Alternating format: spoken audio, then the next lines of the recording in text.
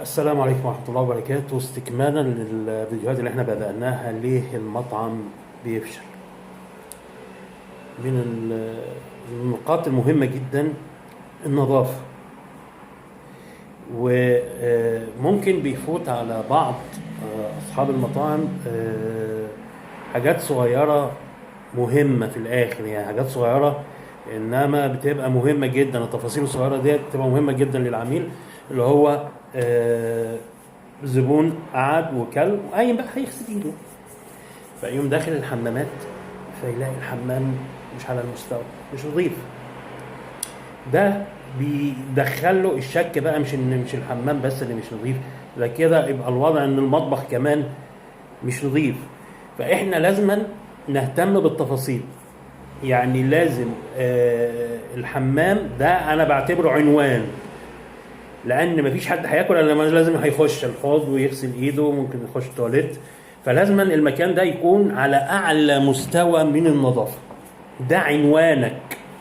لو انت بتهتم بالتفاصيل بتاعه الحمامات، الزبون هيبقى متاكد ان انت من الناس اللي بتهتم بتفاصيل النظافه، يبقى المطبخ بتاعك اكيد نظيف. يبقى الصاله طبعا لازم الصاله دايما تكون ممسوحه، الترابيزات نظيفه، الادوات، الاطباق، الشوك، المعالق، كل ده لازم يكون نظيف.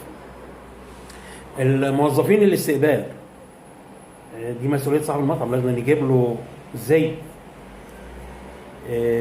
يكون متفصل تفصيله كويسه، يكون شيك نظيف.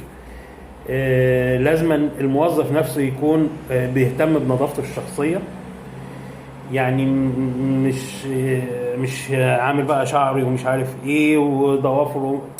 لازم أن يكون الموظف تحت رقابة، ان هو يكون مهتم بالنظافة الشخصية.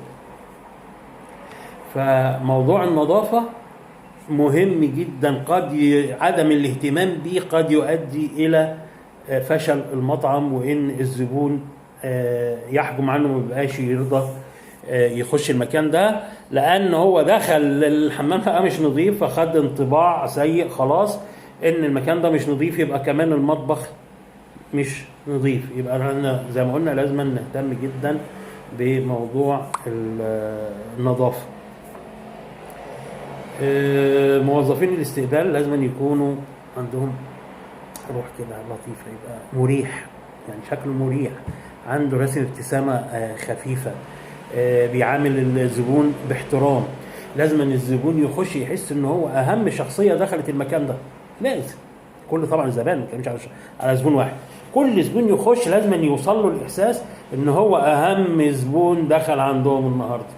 المقابله الطيبه، الابتسامه، تشوف طلباته، لازم يكون قريب دايما من مرمى بصر، عشان لو احتاج حاجه، عايز يزود حاجه، يلاقي حد يتواصل معاه.